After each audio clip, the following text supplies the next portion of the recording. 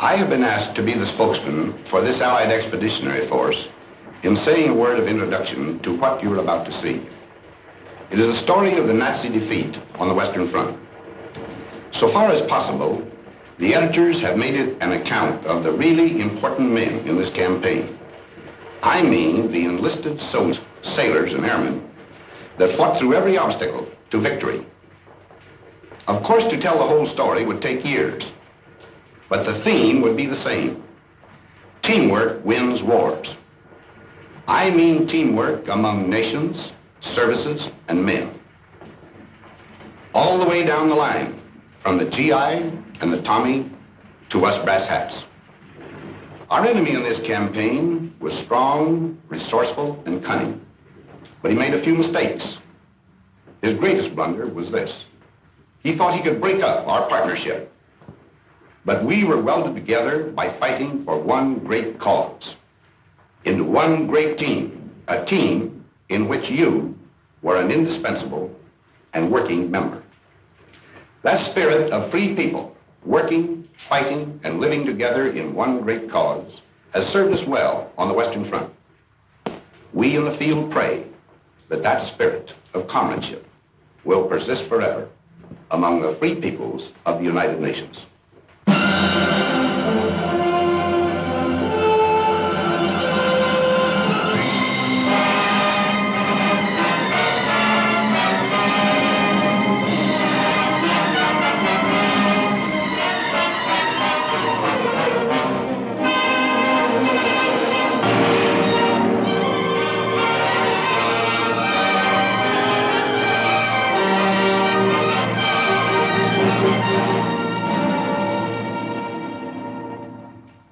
You who now, living in love and hope, who sense a future in the surrounding air, this testament is offered. Here you may look on the violent fragments of our age and the once thinness of the little thread that made us then the citizens of freedom. For dark was Europe and the face of man when this began. The nation had gone mad and struck out everywhere the compass knew. The ebb tide of our honor fell away and left its wreckage on 100 coasts. The German cast his fires about the globe. His strength, drawn from the smoking Saar and Ruhr, lay in our weakness. And at last his conquests smoldered behind the barriers of his arms. Along the channel where the sea strikes France stood the West Wall of concrete, stone, and steel to mock the frail hopes of the petty free. Wounded, hard-pressed, and wasted on our strength, almost like madmen then, we planned to breach the wall and smash the German spine. But where? We searched the coast of Europe like fierce eagles. Between low Flushing and deep-harbored Cherbourg, our eyes sought out the place of the assault. Exits and tidal range marked shallow Flushing off. Sand and the wind canceled the Belgian coast. The North Seine beaches were too small, and cliffs barred the approaches. Cotentin, too narrow. The Pas de Calais, heavily defended. It all resolved on Normandy, on Caen. There planes could land upon the carpet ground, the coast defenses were more light, and tides had a good range, and men were safe from winds. So on 5 miles of still unbloodied sand, the fretful course of fate would be assailed by armored nations. Now our people bent to the construction of a steel array and took the builder's hammer in their hands. Seemed almost as though the sun stood still till our free peoples, full of rage and power, heaved through the air the ponderous spear of war. This is our people's story, in their words.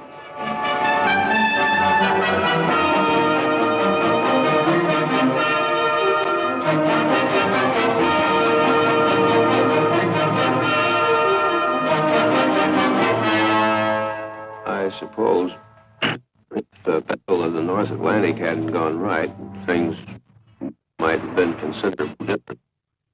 It was an ugly time for all of us. Merchant ships, naval escort, air patrol. I guess I had my share of bad luck.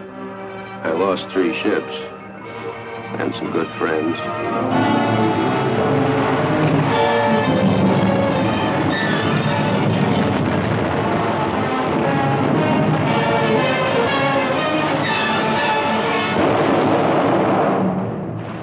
I remember remember reading somewhere that when a seagull comes down on a patch of oil, its feathers stick together and it can't get off the water again. There must have been a lot of dead seagulls around the North Atlantic. Of course, we only saw it happening on the wall map. And yet it was, well, quite real. When I started there, those markers we used reminded me of toys out of some children's game. But soon they became U-boats and ships carrying cargoes, food and supplies and weapons, and men to use them.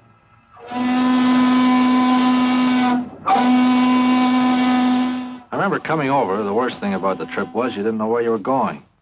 Wherever it was, you'd be a stranger, and nobody likes that. That ship was loaded from stem to stern with sad sacks. Around the third day out, things got pally. Like the fella said, we're all in the same boat. The comic. Finally, we got to Liverpool. They had a band to play us in, an English Army band full of chimes. I'm Dreaming of a White Christmas, they played. To tell you the truth, it was pretty corny. But nobody said anything because, well, you know, it was a nice gesture. Funny thing, on the way over, you felt like you were the whole works. You couldn't help it. But then, all over the UK, you'd see things that made you begin to realize you were just part of a big proposition. All kinds of things.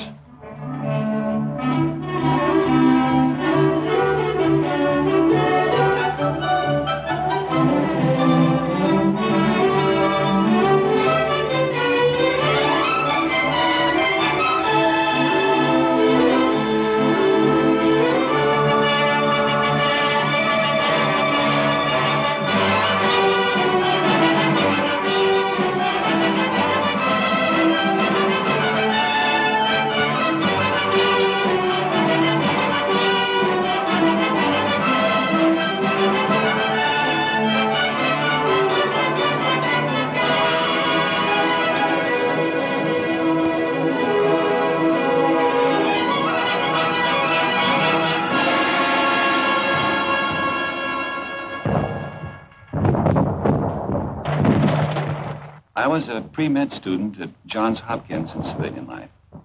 Now, I do know a little something about anatomy. And I say it is scientifically impossible for the human body to stand up to the training we receive. An absolute impossibility. Muscles and tendons and bone structure was not designed to withstand that battering. Don't ask me how it happens that we did stand up to it. I don't know. It has no scientific explanation.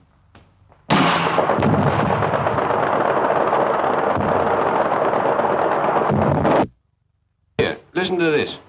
Out of one of them army pamphlets. To a young man, soldiering in the army of today offers exceptional advantages and opportunities, such as physical training, foreign travel, sport, and many other facilities which are normally denied to those engaged in the majority of civilian occupations. The majority of occupations in civil life become monotonous, to say the least. But in the army, life is so varied that there is little or no prospect of a monotonous or irksome time. So men were girded for their highest hour. While they learned the lethal arts of war, in small and secret rooms, the planners met to watch their work mature. Beyond our view, the German, proud and confident, stood calm in deep emplacements on the armored coast. The war was not yet one of men and blood. The weapons were the factories and the maps and voices speaking in the hidden night. Season by season, all our plans advanced, and those few men on whom the mass of war rested with all its weight worked ceaselessly. I used to wonder whether the millions of people doing their various jobs realized they were part of it all, paving the way for the invasion. We kept bashing away at German targets, mostly steel and oil. The Ruhr, Hamburg, Battle of Berlin. Things were getting tougher every trip. More ground defenses, more night fighters, more crews not coming back.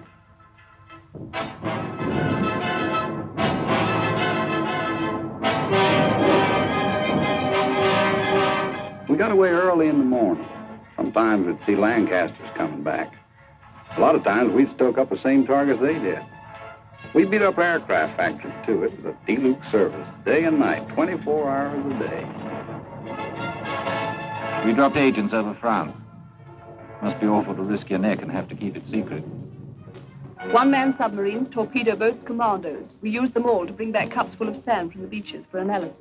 It had to be quick drying with a solid clay foundation. It would have to support 30-ton tanks. I must have photographed nearly every field in France. Real job, of course, was the Caen area, but I didn't know that, nor did Jerry.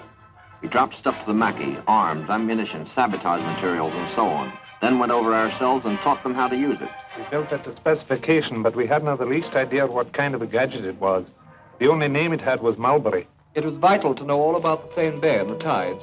And we trained the men to negotiate those tides and landing craft. Wearing down German sea power in preparation for the day. Special study of the weather along the Normandy coast. Miles of wire netting for the beaches. 7,200 tons of petrol per day. With an underwater pipeline to carry it to France. A white star is the emblem of liberation. Triple inoculation for all personnel. New ships pouring from the stocks. Old ships adapted. Listening to the German radio output for fresh intelligence. That was just part of the pre-invasion work. By December 43, the plan itself was set, and we took it to Tehran for final discussion. The three leaders approved the plan. Our Russian forces advancing from the east and invasion from the west. And then the date was set.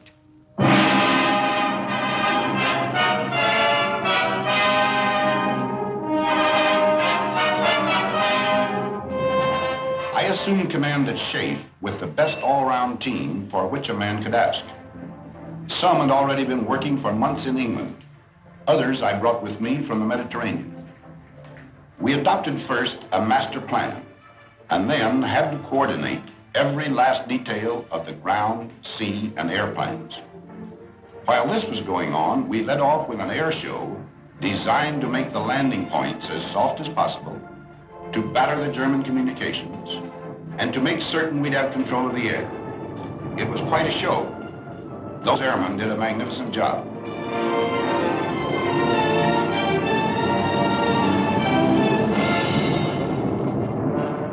We had Polish, French, Czechs, all sorts in our outfit.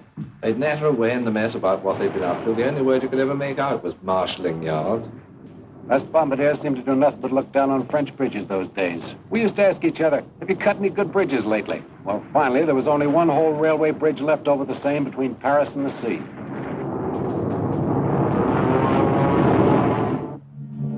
Down in the late spring, through the wounded towns of England, moved the mass made by our patients. 2 precious years of plans were put away. The offices were empty. All the maps were rolled up on the walls. What had been paper at last had come alive. Across the channel, aware of our resolve, with cold contempt, alerted Germans stood beside their guns, and reinforcements rumbled from the Rhine. Their generals were prepared, their might was poised. They looked across the heaving sea and grinned. They would reap harvest of us on the beaches, and even death himself would stand amazed. Yet faint across the groaning of the sea came the thin thunder of a mass of power. Born from the great free peoples of the earth, it gathered in the ancient ports of England to crowd upon the steel-encumbered ships.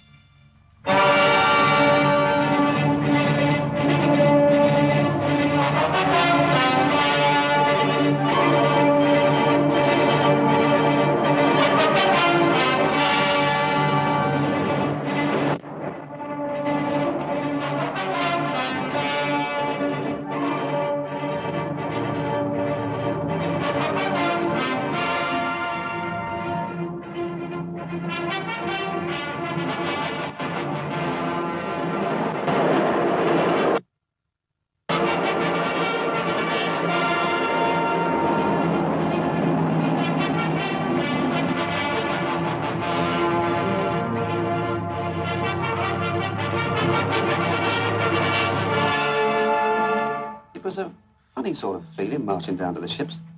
We'd done it plenty of times before, of course, on schemes and that kind of thing. They didn't tell us this was the big show. Might have been just another exercise. Some of the chaps cracked gags. They wasn't very comic, but we laughed. I think we all guessed.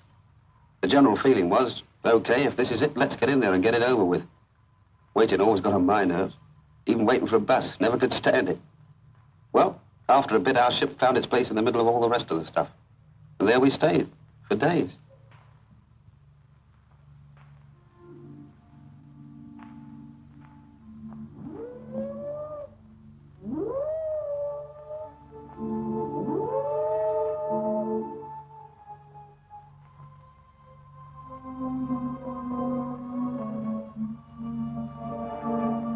Gave us the final briefing then. We knew what to do and how. They told us where and when. That's a briefing. I listened to every word. Wrote it down in my head like a record and kept playing over and over again. Piece of beach in the morning. Ever since I became a soldier, they were getting me ready for this. Before, there'd been time in front of me, protecting me. Now the time had worn away, and there were only a few hours left. In the morning, I'd have to face it. I tried to imagine how much fear I would have. You know, it would keep me from doing my job. I suppose everybody else was wondering the same thing.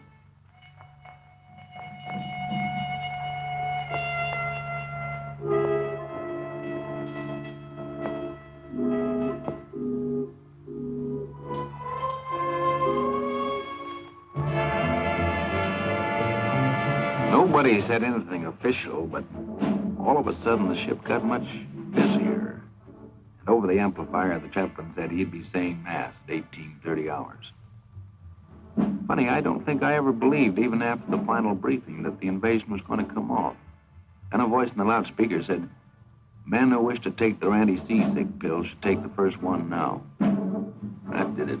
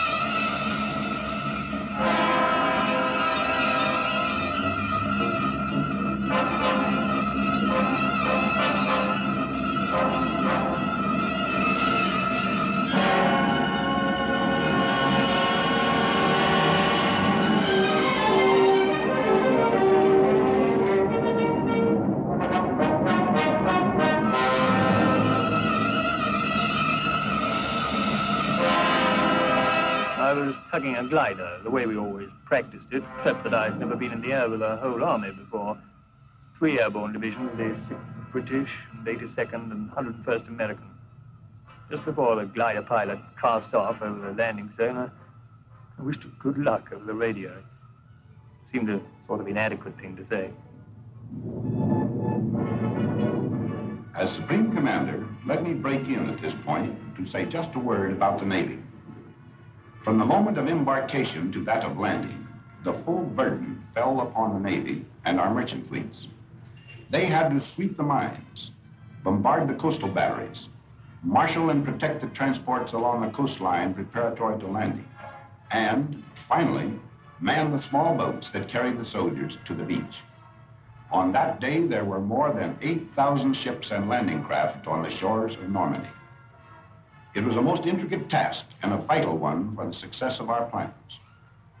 The courage, fidelity, and skill of the Royal and American Navies have no brighter page in their histories than that of June 6, 1944.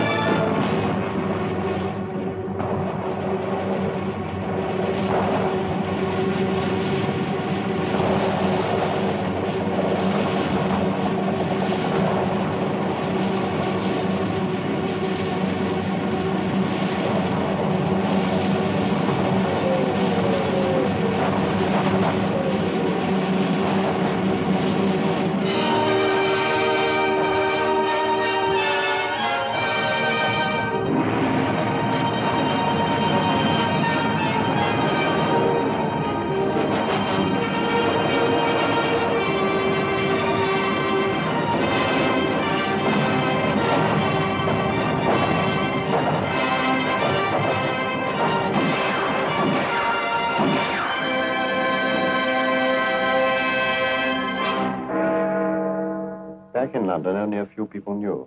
It was a well-kept secret. Around daybreak, we correspondents were called and told to be at the Ministry of Information at 8. Then they told us.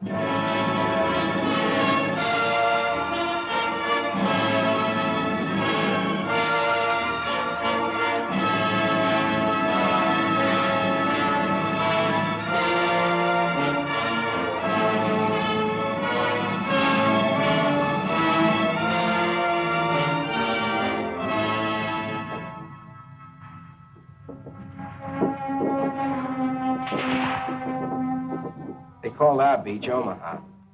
Don't ask me why. I've never been to Omaha, the one in Nebraska, I mean. If it's anything like Omaha, France, you can have it. I understand Omaha was the roughest spot. We lost some good men, took a few prisoners. It was a lousy trade. We've been told what to expect, so it wasn't like a surprise or anything. It just, well, when it really happens, it's different. For a while there, we were pinned down, but a lucky thing, the other beaches were going better, so we got a little more than our share of the old teamwork. Navy come in, the air guys, and finally we got moving good.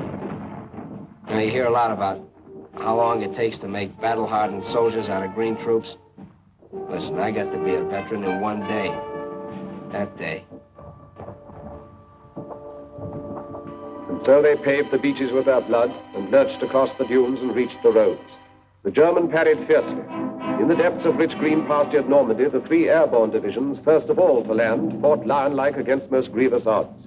And loud across the cratered face of France came German reinforcements. From Berlin, a voice cried out the Allies must be hurled into the sea before another day had burned its hole in history. Locked in battle, the armies clashed. Our first objective, then, was to merge all the beachheads into one, and 50 miles of men drive on together beyond the red sands through the broken wall.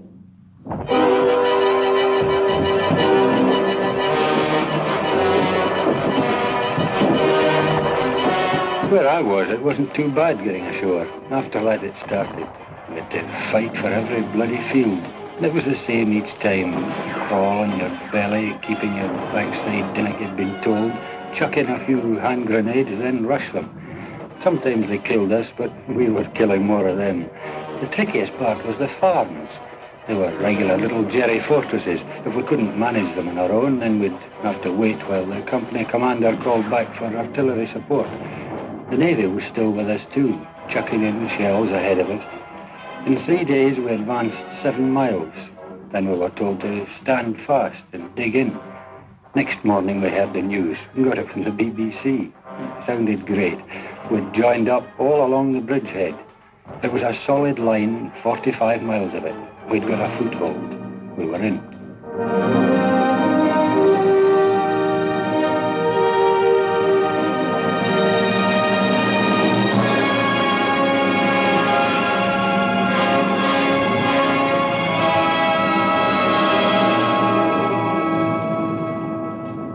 We didn't have to do much navigating to get there. You just followed the convoys.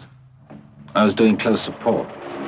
We waited around, and then the ground troops would whistle us out and told us about some Hun target they wanted removed, and then in we go.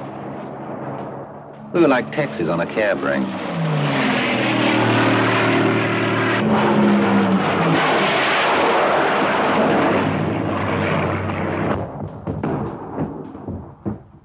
Something nice about a beach, any beach. You think of a beach, and chances are you'll remember something nice. Like a party or a picnic. Pals from the old days, girls in bathing suits. But the one I worked, Utah, looked more like a freight yard once we got going. For quite a while, we brought most supplies right over the open beach. Like we'd practiced it, and like we'd made up as we went along. We worked a 24-hour shift, with ducks, lights, rafts, rowboats, all sorts of Rube Goldbergs. The stuff just kept pouring in. Tanks, trucks, food, ammo, guys, millions of things.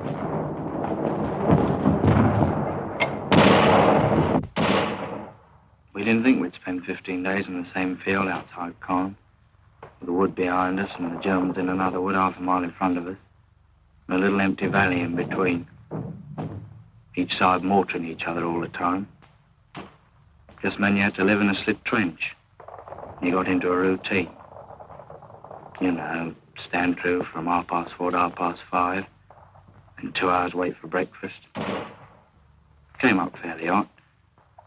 Tin bacon or sausage, tea, of course, biscuits. We've been living on compo food since D-Day. It was good food, but, well, you know, you got tired of it.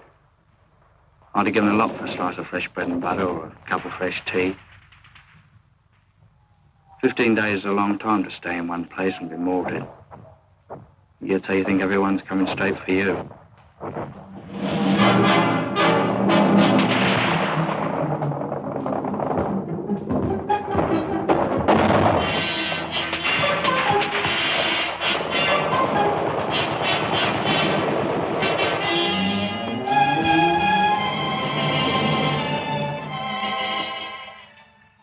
I can remember every case we ever had, especially the first one. The ambulance brought him in late one afternoon. I came over to where he was lying, and he looked up and grinned. I asked him how he felt. He said something about the German with a machine pistol using him for a dartboard. He was quiet and patient and a little bewildered. He'd never been hurt before. He asked how the fighting was going, and he passed out. The doctor came over and looked at his wounds and swore. Said he had no business to be alive. We put him on the operating table and did what we could. The doctor kept swearing all the time he was operating. We couldn't stop the bleeding. I remember the radio news that night. They said the casualties had been surprisingly light.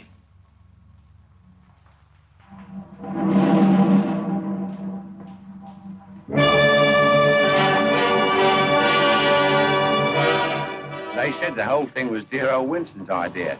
A collapsible prefabricated harbour with everything on it except a nappy. Well, I wouldn't put it past him. It's the sort of idea he would have. It worked in the end. Mulberry, they called it. Well, I felt pretty good about it because I'd watched it grow right from the sinking of the first ships for the outer breakwater. And further along to the west, the Yanks had brought one over too. Then on D+13, I think it was, an onshore wind started up. Not much at first, but it got worse. Unloading onto the open beaches got very tricky. We heard that over on the Yank section, the other harbour had been put right out of action. And when the wind dropped, old Mulberry looked pretty sick. And up to that time, it was the only bleeding harbour we had. At the green tip of Normandy, the town of Cherbourg lay, a harbour for supplies.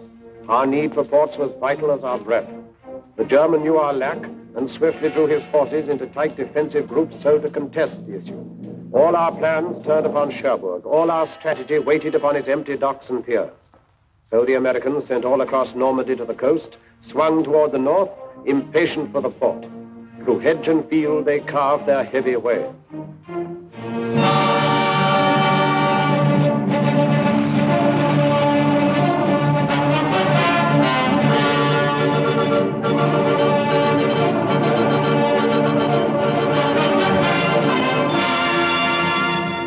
You remember back now when it seems like we took Cherbourg a couple of days after we hit the beach. Actually, it took 19 days to cover 30 miles.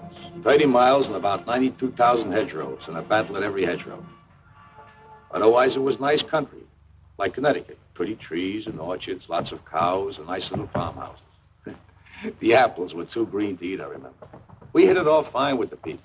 Farmers, nice people. It got tougher when we pulled up on the outskirts of Cherbourg. They had great defenses. And the artillery really carried the ball. For 3 days, we sucked it to them. Sometimes we were pouring in at point-blank range over open sights. Finally, old von Schlieben, the German commander, tossed in the sponge. That's after telling his men to fight to the death. We took Cherbourg on June 25th. Everything was rosy except the harbor we come from. The Jerrys had really smeared that harbor. But right away, our guys went to work cleaning it up. And the way they tore into it, you could see that pretty soon it'd be waiting for us fine. Then, well, we fought our way up the peninsula. Now we'd have to fight our way out of it.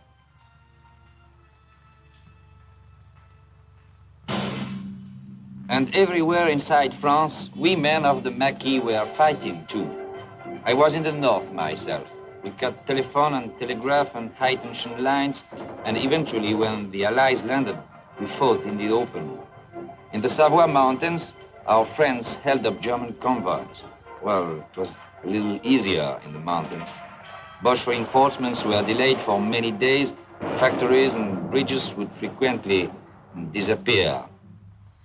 But the price we paid for it was frightful. In the village of Oradour alone, the Germans slaughtered 1,100 out of the 1,200 population, and the place was completely burned. They were accused to have ambushed German troops.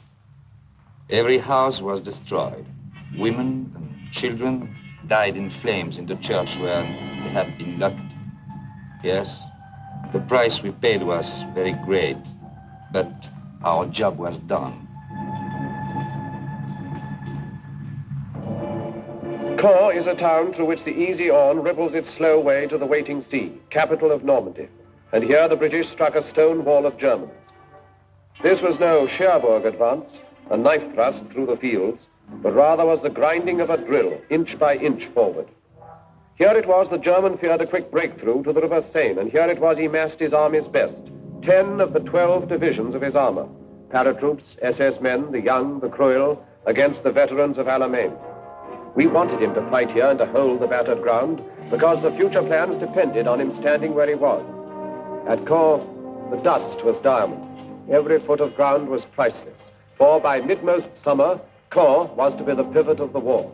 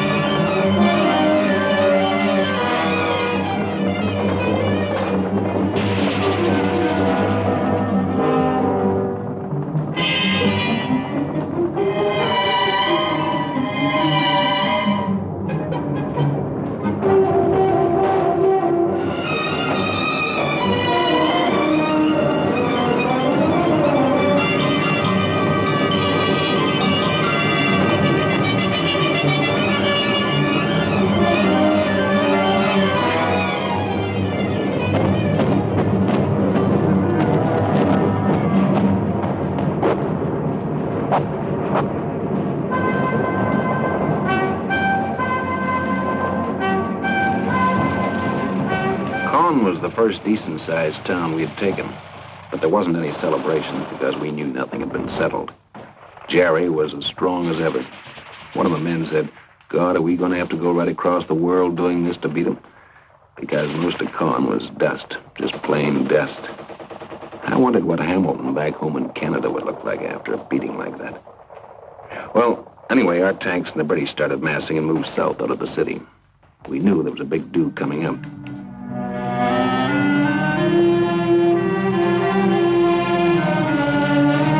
The show for us began south of Caen, where the Poles joined up with us. When we began moving forward, I heard a lot of the lads say Rommel's on the run. But I'd been at Alamein, I knew he wasn't on the run. And there was right. There was nothing lovely about the battle south of Caen. No pincer movements, no outflanking, no nothing like that. Just an hard, bitter, bloody slugging match. We had to stay there and give as good as we got, even if we couldn't give better.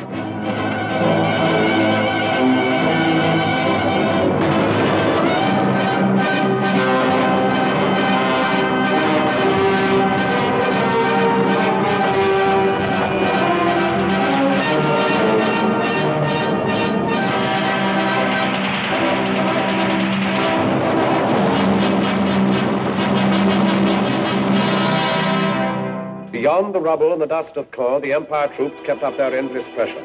The German did not dare to disengage, but fought with all his cunning and his strength, still unaware of what we planned for him. West by St. Lo, the base of his defense, Americans were poised and bent to fire an armored arrow that would set alight the flame of freedom through the whole France. But till St. Lo was seized, the arrow waited.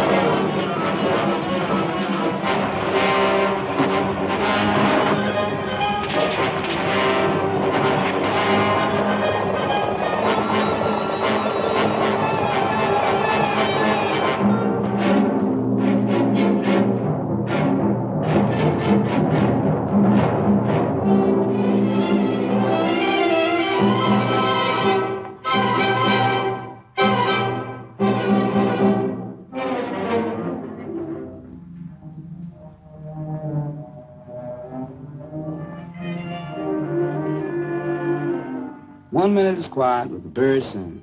The next minute, the column of Sherman tanks coming around the corner going wide open. My buddy says, where those tanks come from? So I ask the tanker. He yells down there, the Third Army taking off. Been waiting for 3 weeks. Prepared somebody let the rabbit out of the hat. Man, what a rabbit. With pearl-handled revolvers.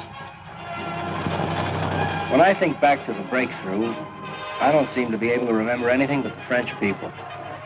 People beside the road, kids we couldn't stop to give candy to, FFI boys bringing in the krauts from the fields, and farm workers waving as we went by. It was easier to look them in the face and smile and wave back at them when you hadn't had to smash their homes to pieces first. The morning we got into Rhine, boy, that really was liberation.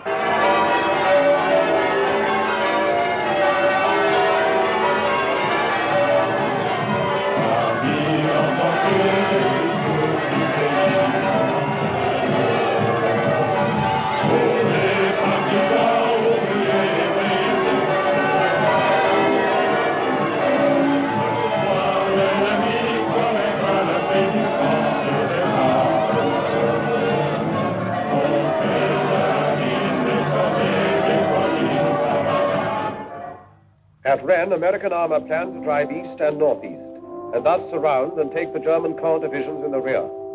The foe laid plans to stop the arrow dead by cutting its supply route at the point where it stretched narrowest along the coast. So a great force exploded toward Mortain, hoping at Avranches to achieve the sea and drag our hopes down to the smoking ground.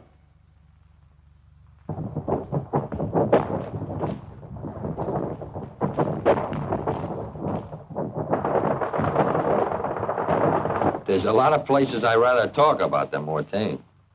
That's where I got hit. We've been going great up to there. Some of the guys had even been singing, harmonizing.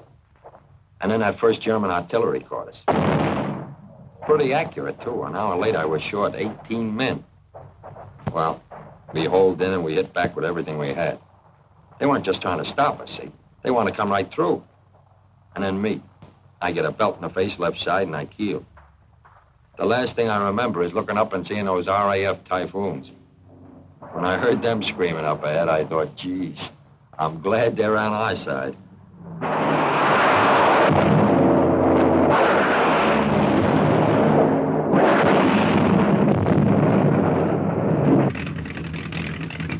I was sitting in front of the intelligence office doing a bit of sunbathing when headquarters came through saying the area northwest of Mortain was packed with German armor heading west.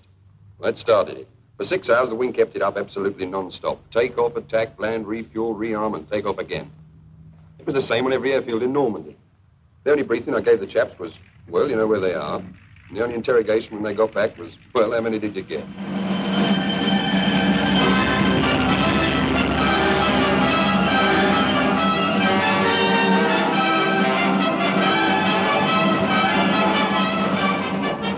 Three days it lasted. Every kind of soldier was in there and every weapon. For me, it was just eating and smoking and loading at 105.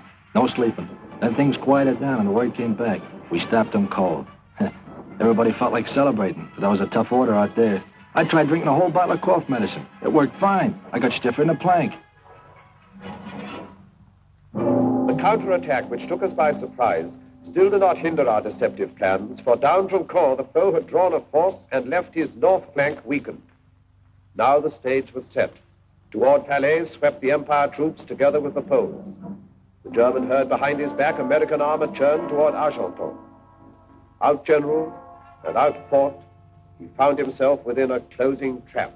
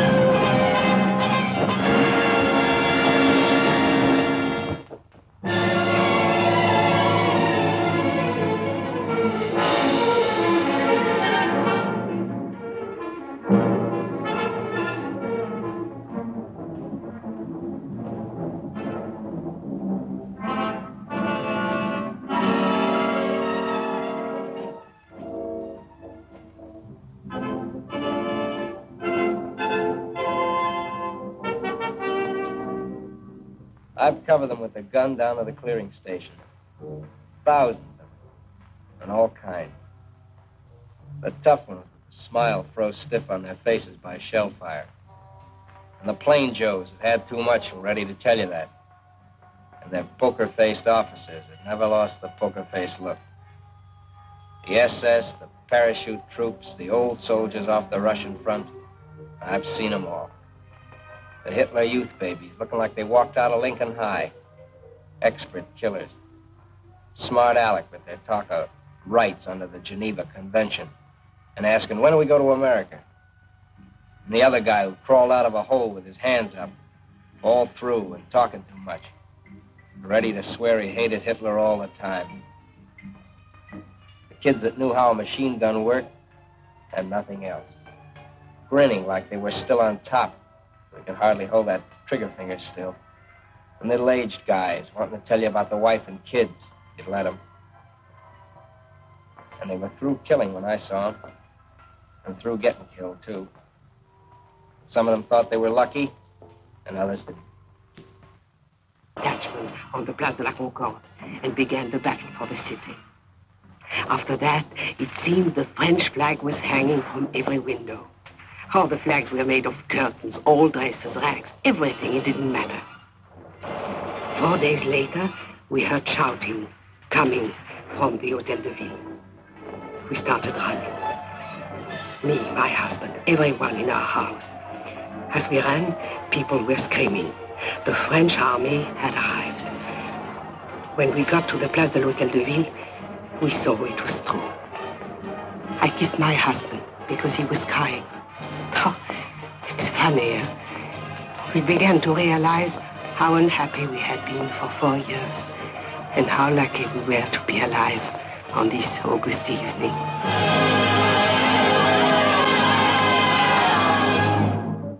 The great pursuit was on. At last the Battle of France was ending, when all suddenly another D-Day stunned the shaken foe. 2 armies struck, American and French, along the broad-beached southern coast of France.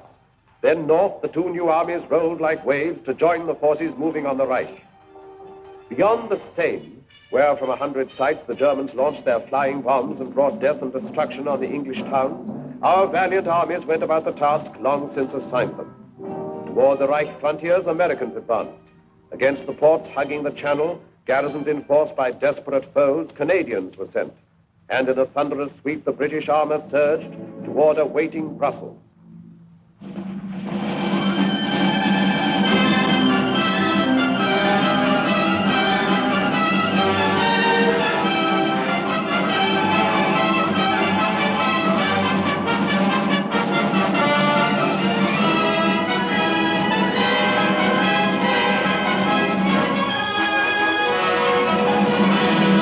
People of Brussels laughed and cried and threw flowers in the tank and said, "Goodbye, Tommy," when they meant to say hello. Man, they were happy. I suppose they were no longer afraid. I remember wondering then how the first German civilians would react to us.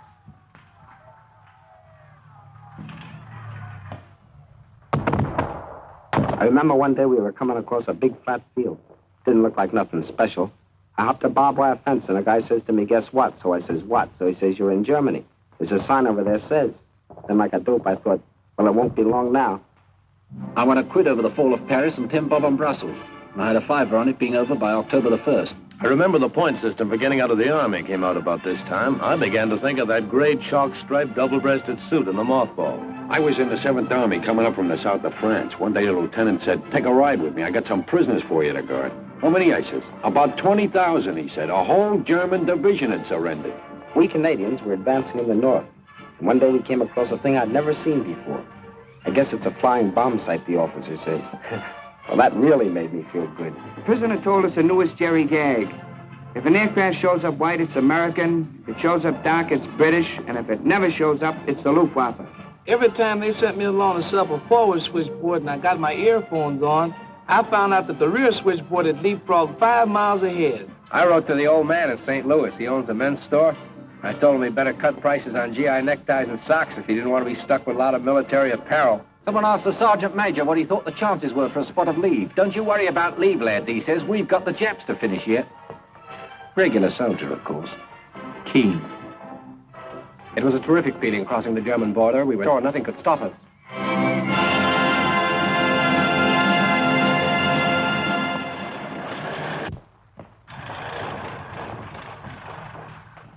Then it happened. Just outside Metz, we ran out of gas. There just wasn't any to be had. I looked at my 30-ton Sherman sitting there, a useless hunk of iron. I wanted to bawl. I don't know how far we could have gone on, who knows. But it just stopped and sit there in the road. I knew then we were in for a rough time. When we took Aachen, the rations were short and mostly K rations at that. But we ate. Then we started to run low on ammo. Well, that was serious. You can't kill a man with K rations. At least I never heard of such an instance. From Antwerp to the Belfort Gap, our drives came to a stop. We could not then proceed until we had a port through which supplies could reach our armies. Crouched beside the quays, the German suicide garrisons held the port so sorely needed. When the German port strategy became apparent, we had to move swiftly to counteract his plan. We captured Cherbourg in a mighty rush, but he hung on to other harbors, and when he couldn't do that, he destroyed them. That was the story at Brest, where American ground, air, and naval forces fought such a long, bitter battle. In Brittany, where we were joined by French resistance forces. At the channel ports of Calais, won by the Canadians. Le Havre, captured by the British. Dieppe and Boulogne, Canadians. And Dunkirk, besieged by the Czechs. It takes a lot of freight per day, per man, to keep an army fighting in the field. The fellows I charged with getting it to the front had a tough nut to crack. We just didn't have enough working ports, that's all. Supplies suffered. Our offensive was slowed, and the German was gaining time to consolidate a new defense line. When our supplies petered out, we'd just reached the Siegfried line. That's as far as we got. We went through the first part easy, Dragon's Teeth and stuff like that. Then we hit the pillboxes, forts, obstacles, hidden positions. It was like going into one of those joints in Coney Island where you get lost. Instead of mirrors, they had guns. With supplies, maybe we could have cracked it then. Maybe not. I don't know. Frontal assault upon the Siegfried line was for the moment fatal. There, encased in trench and pillbox, lurked the German power. A hydra 100-headed, still unslain. And all the cunning of 1,000 years of war had gone to mold its walls of steel. Yet every line must somewhere have an end. In southeast Holland, nothing lay between the British army and the German plain except 2 rivers and a town. And so we made our plans. To send an airborne army down to seize Eindhoven and the bridges at Nijmegen and Arnhem. Then to hold them for the force that would sweep up like thunder from the south. Thus, where no line existed, would the Rhine at last be crossed in force. I was to jump last at Arnhem, so I sat right forward by the window. I could see nothing but blue skies and Dakotas with the fighters up topside like midgets. One of the boys was reading a newspaper. He showed me a funny piece in it.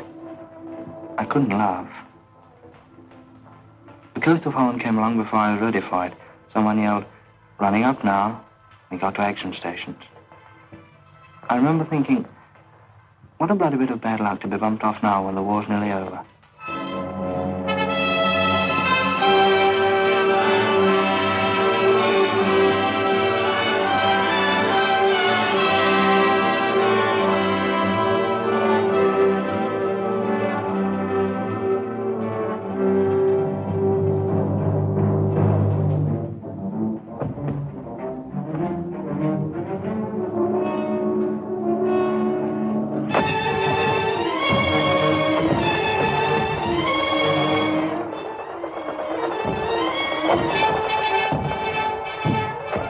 The Limeys drop it on them, and we come down and go to a place called Eindhoven, Holland.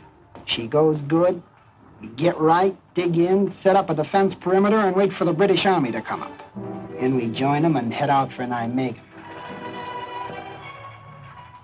The bridge at Nijmegen hardly had a mark on it. We crossed the river and started out for Arnhem, but we didn't get far. The Hun knew as well as we did that we'd got to get through, and he put in everything he'd got. That was the worst I ever struck. Knowing our men were there waiting at Arnhem, and we couldn't get to them. At Arnhem, we got ourselves well dug in, us and some of the posts. We were short of ammo and food. That was our main worry.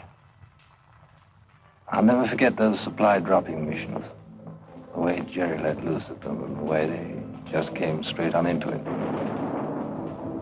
Towards the end, we knew the situation was bad. We knew we were hemmed in. We knew it was possible we wouldn't get out. More than anything, I remember the way everyone behaved. Men you knew as the toughest fighters became gentle, kind and considerate to each other. I knew a lot more about men after Arnhem. The guns died out in Arnhem. Then we knew the greatest gallantry was not enough to cross the final bridge. And now no choice remained to us. Direct assault against the Siegfried line would be the only way to carve our corridors into the Reich. But first a port was needed for supplies. Antwerp we had, but thundering German guns controlled the 30 cold miles of the Scheldt from Antwerp to the sea.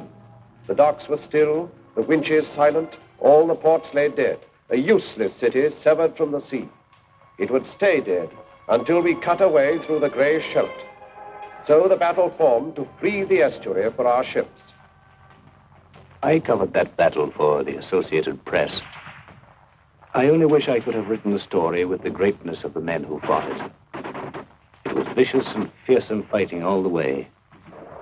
The Canadians and the Poles clearing the south bank of the river, the Royal Navy and Marines and Norwegians charging knee-deep in blood and water into the mouths of the 9-inch shore guns at West Capelle.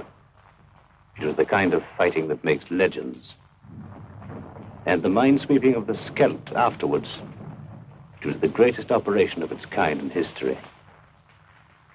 The cost of that first ship into Antwerp harbor was the lives of thousands of our bravest men.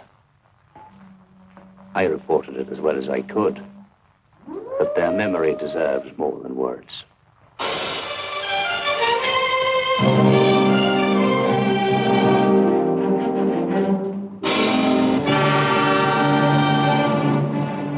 I was hauling on the first convoy to Antwerp. When I got to the front, I saw more empty supply dumps than I liked to see. The boys wanted to know where the stuff was. You can't fight without stuff. Anybody knows that. I made lots of trips, don't know how many. Driving all day, all night, singing so as to keep awake. Songs like, Milkman, Keep Those Bottles Quiet.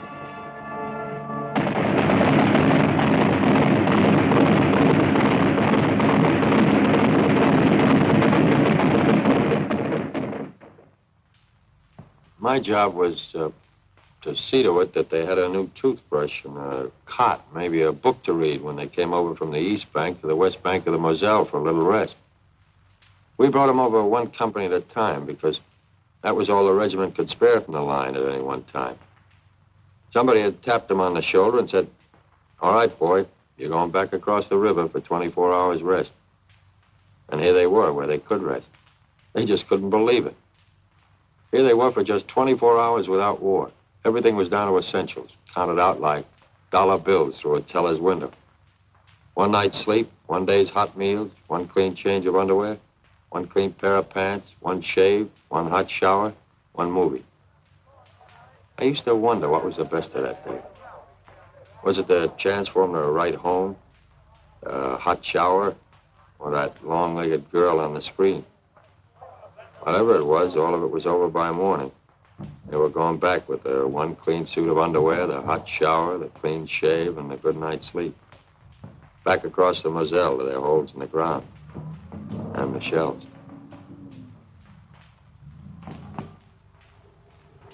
By that time, we knew we were going to see a winter campaign.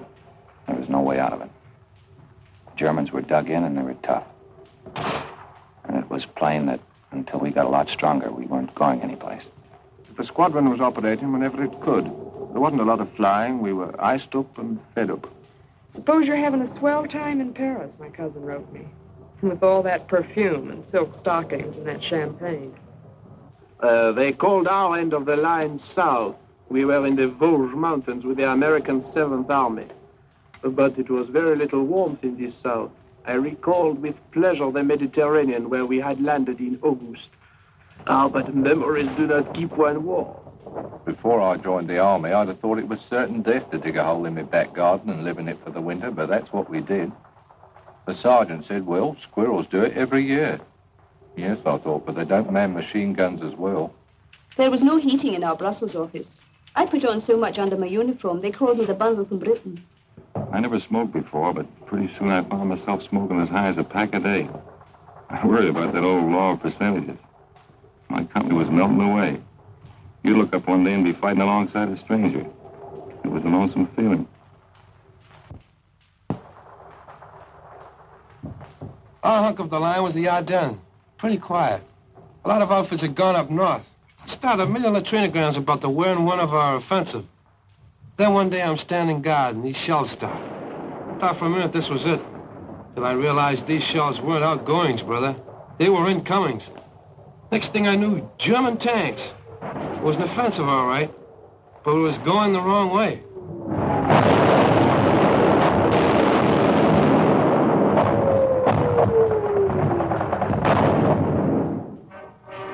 The offensive we were mounting to the north was suddenly forestalled and set aside, as through the rugged, thinly held Ardennes, von Rundstedt's struck.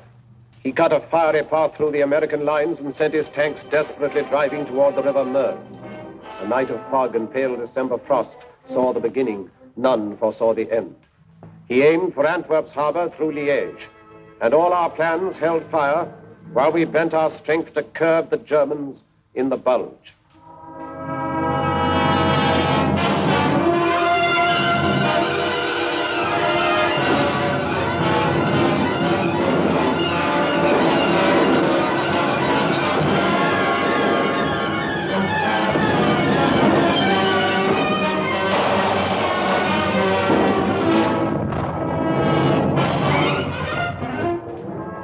One night I was a replacement in England playing shove halfpenny in a pub. The next day they shoved me in an aeroplane, and that night I was fighting Germans and being kicked around. I don't know about the other outfits, but mine was being cut to ribbons. They were dropping all around me. The thing that still sticks in my head is the medics. The only weapon they had was a needle, but they were around right where it was the hottest. You'd hear that yell, medic, medic. Me there.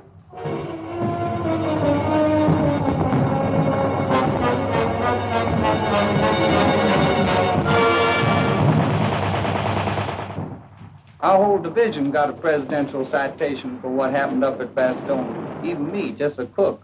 I'll never forget that old lieutenant running into the field kitchen and hollering at me if I had any idea how to operate a bazooka. I said no, and he said, well, you're going to learn now, son. I did, and I'll be doggone if in the first shot out the barrel I didn't get me a Jerry tank. Got interviewed later by Stars and Stripes. They said it was a crackerjack story. I tell it at the drop of a hat. We'd been up north where things were a bit static, so we were quite glad to be moved down to the top side of this bulge. Coming down through Belgium, we noticed how scared some of the civilians looked. Natural, I suppose. We were held in reserve for a week, and then they sent us into action. On account of the fog, we couldn't get any air coordination. You sure miss it bad when you've gotten used to it all the way since D-Day. And then on December 24th, like a Christmas present, that sun come up, and after a while we was giving him the old 1-2 again.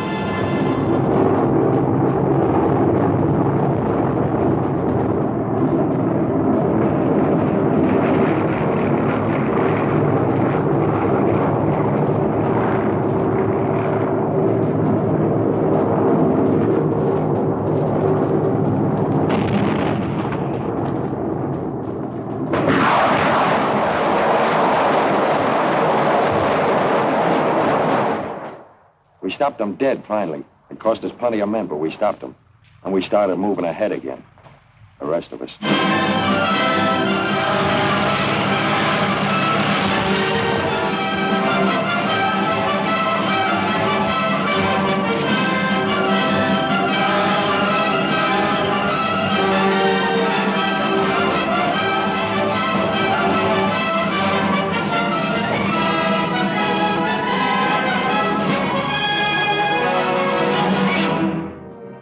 Rundstedt reeled back on a recoiling spring. His great attempt was over, and his armies that had devoured such a wealth of blood sagged sodden towards the Rhine.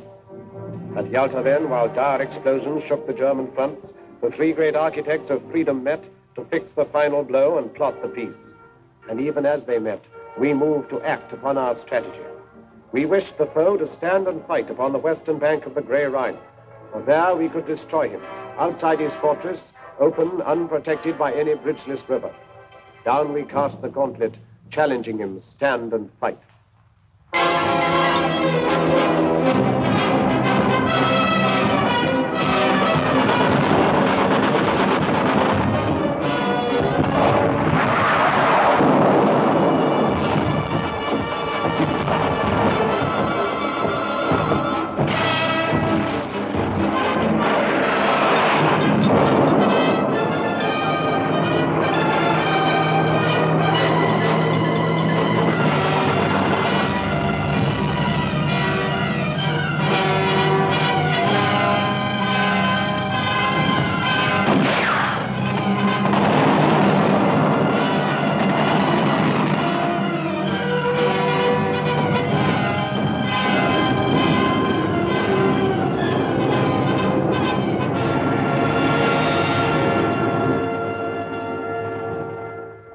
We were attacking the north of the Canadians, round about the Reichswald forest and the Dutch frontier area. It was wet and filthy. They nicknamed our army commander Admiral Kriller. Or anyway, the enemy put up some very stiff opposition. But actually, this was just what we'd hoped for. It showed that Jerry's emotions about fighting for every foot of his beloved fatherland were getting the better of his sense of strategy. And every German killed on our side of the Rhine was to make it easier for us on the further bank. And a lot of the Boche were killed, I can tell you. Reichswald was the bloodiest show I've seen in this war.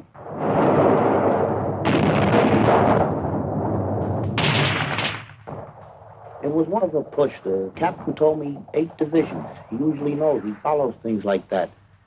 I was with the outfit that took Mönchengladbach, I think you say it. There weren't many civilians in the streets, and even the ones that were there, we weren't supposed to talk to unless we had to.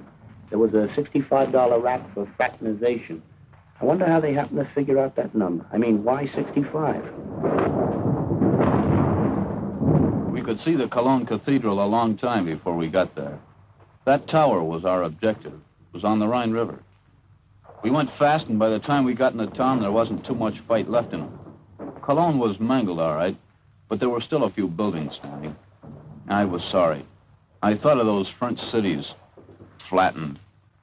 Anyway, we got our objective. Now we had to cross that river. I thought they must be very short of men when they put us sailors into battle dress, lugged the assault boats on the trucks and sent us across Belgium by road. We talk about silent service. I'd never been sick at sea, but I was sick as a dog on the road. When we reached our destination, I was feeling lousy, longing for a breath of sea air, and found the whole bloody landscape under a stinking smoke screen. Like London it was. The next day we got up to the Rhine. It was good to get a glimpse of the water again.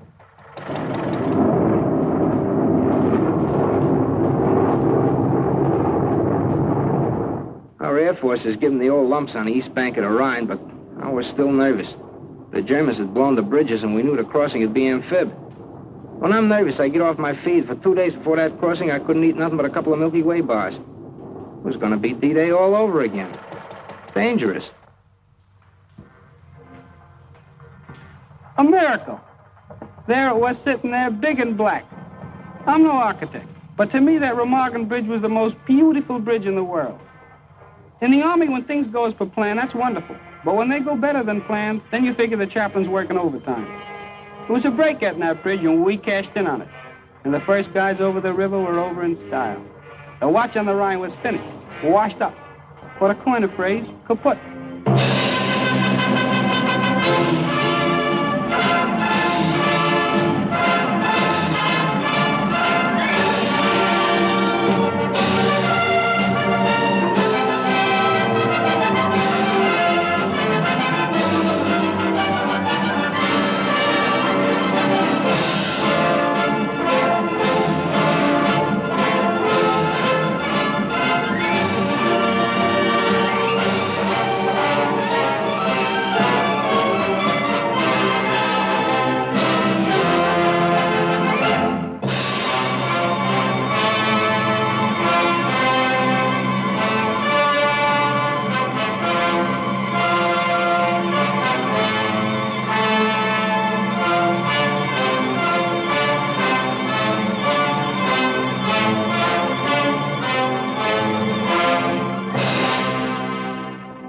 We got across okay and everything was going fine. But suddenly I gets detailed to guard some German prisoners.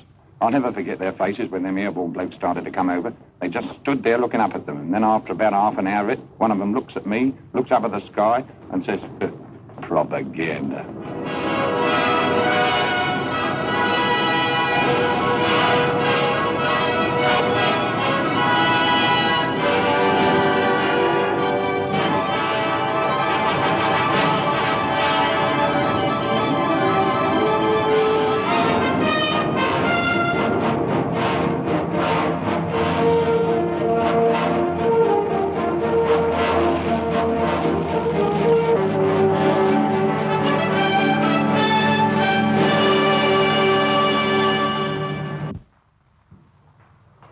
Pocket was the first big objective across the Rhine.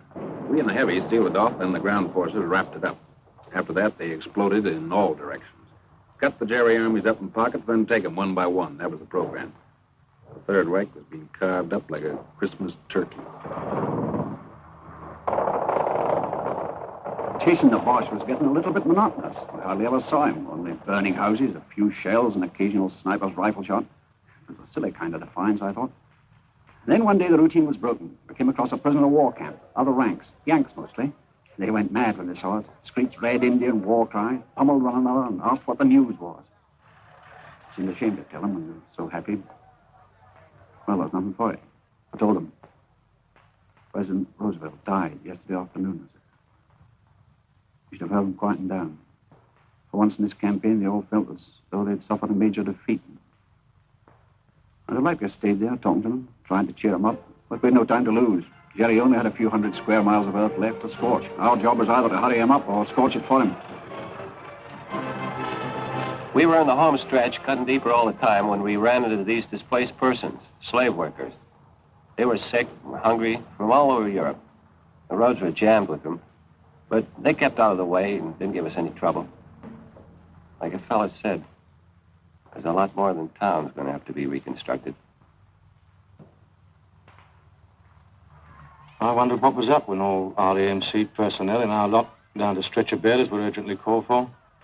I soon found out we'd taken the Belsen concentration camp. Well, I'm not squeamish. I've seen amputations, operations, deaths long before I went to the army in 41. I was a warden. I lost count of all the arms and legs I pulled out of the wreckage down in Croydon. I got quite used to it. But this was different. Very different. I don't know any words big enough to make you understand what we all felt. All I can say, and I'm proud of this, is that I had to fall out and be quickly sick in the courtyard.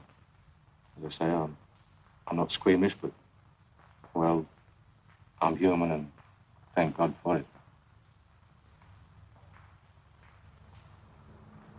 The government sent a few of us congressmen over to see those camps. And if there's anybody left who wonders if this war was worth fighting, well, I wish they could have been along. There it was, right in front of us, fascism and what it's bound to lead to wherever it crops up. I talked to some of the prisoners, the ones that had the strength to talk. Their offenses were the usual Nazi crimes, you know, wrong religion or wrong race, belonging to a union or the wrong political party. In Germany, it led to over 400 camps, like the ones I saw.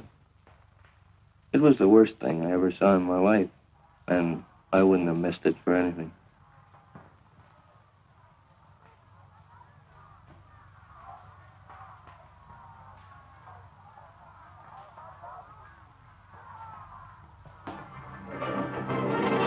When an army gets to moving in a hurry, that's where air transport comes in. We'd been flying in the stuff along with the British Transport Command since D-Day. And towards the end, they seemed to be moving faster on the ground than we were in the air. As pocket after pocket of the foe fell, our hopes rose higher than the soaring flames that marked the broken towns of Germany. In Italy, 1 million prisoners came in, as with a single sudden blow, the German power was smashed. Then our tanks drove through the southern mountains, where the foe had hoped to make his furious final stand. The Russians took Berlin and cut the heart from Hitler's empire. And he himself who planned to rule the earth from pole to pole vanished like smoke among the falling walls. Upon the green banks of the River Elbe, we waited for the East and West to meet.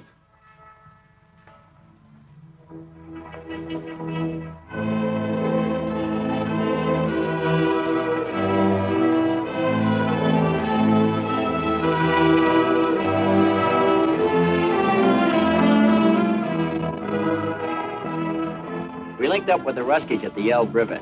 I hung around for a couple of days with a Tommy gunner named Kanin. He didn't know any English, so I taught him to say my aching back, and he taught me Tovarish. That means comrade. We drank toast to Lend-Lease and had a million laughs. Then old Kanikov found an interpreter and gives a toast to the great American soldier. That stopped me. We did all right, but I don't like to think where we'd have been without them.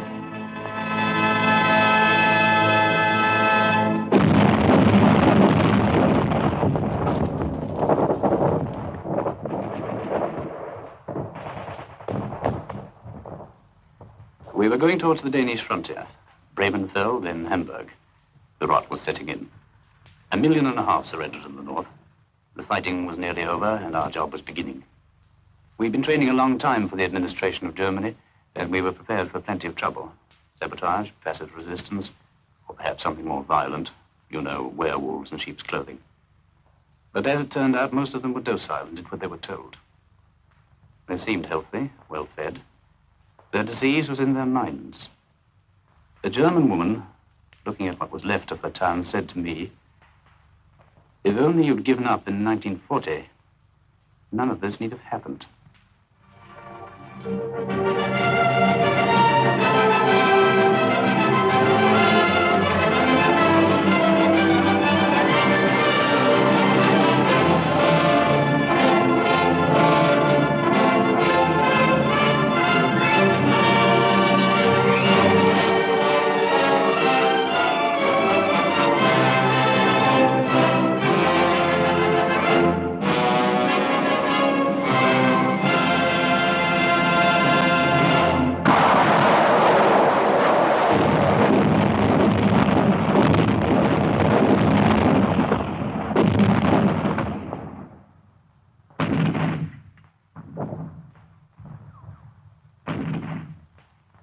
At 1 minute after midnight, May the 9th, 1945, the guns stopped.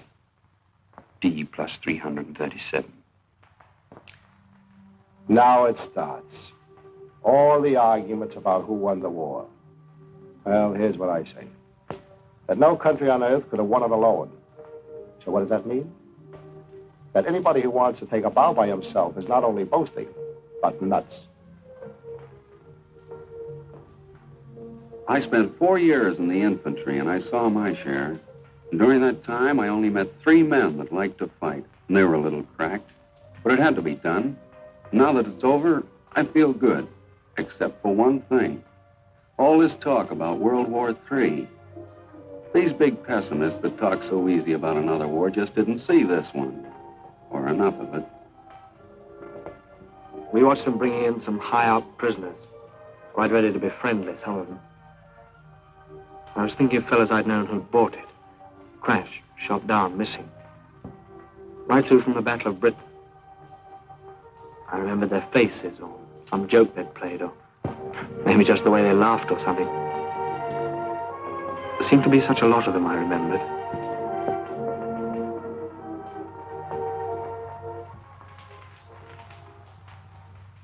To the victor belongs the spoils. That's what they say. Well, what are the spoils? Only this. Chance to build a free world, better than before. Maybe the last chance. Remember that.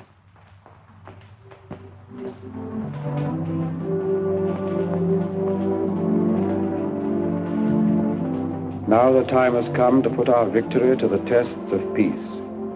In company with men of many lands to sift from ashes what the struggle taught. In the rebuilding of a broken earth, may we keep in our hearts this ancient prayer.